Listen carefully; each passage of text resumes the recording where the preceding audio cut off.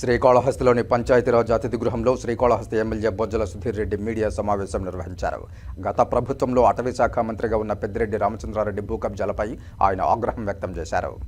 గడిచిన 5 సంవత్సరాల్లో చిత్తూరు జిల్లాలో నేను చెప్పిందే రాజ్యం, నేను గీసిందే గీత, నేను చేసిందే చట్టం అన్నట్టు మరి పెద్దిరెడ్డి రామచంద్రారెడ్డి గారు వాళ్ళ తనయులు పెద్దిరెడ్డి మిథున్ రెడ్డి గారు అప్పుడు మంత్రిగా, ఫారెస్ట్ మంత్రిగా ఉండి, ఈయన ఎంపీగా ఉండి ఏ రకంగా భూదందా చేశారో, భూ బకాసురు లాగా ఏ రకంగా అయితే భూ తినేశారో ఇప్పుడు అన్ని బయటపడుతున్నాయి. మేము మహా అంటే ఒక 200-300 కోట్లు 200 కోట్లు ఏదో సబ్జెక్ట్ ఇది. నేను చెప్పింది 1000 కోట్లు. దీంట్లో భాగంగా మరి రామచంద్రారెడ్డి గారు నాడు మంత్రిగా ఉన్నప్పుడు ఫారెస్ట్ లోనే రోడ్డు వేసేసి 100 ఎకరాలు కబ్జా చేసుకొని అక్కడ ఒక ప్యాలెస్ లాంటి, జగన్ ప్యాలెస్ లాంటి, ఆయన చూసి ఈయన ప్యాలెస్ మామూలుగా ఈయన రోడ్డు కాదనుకున్నా నేను. పెద్ద మనిషి అనే తరాలో ఉన్న వ్యక్తి ఈ రకంగా మరి అతడు అనుకోలేదు. పెద్ద మనిషి తరాలో ఉన్న వ్యక్తి ఒక పెద్ద బంగ్లా కట్టి, ప్యాలెస్ కట్టి 100 ఎకరాలు ఫారెస్ట్, దాంట్లో మళ్ళా ఫారెస్ట్ లో మళ్ళా మామిడి తోటలు పెట్టి షెడ్డులు వేసి, ఎంత దారుణం అంటే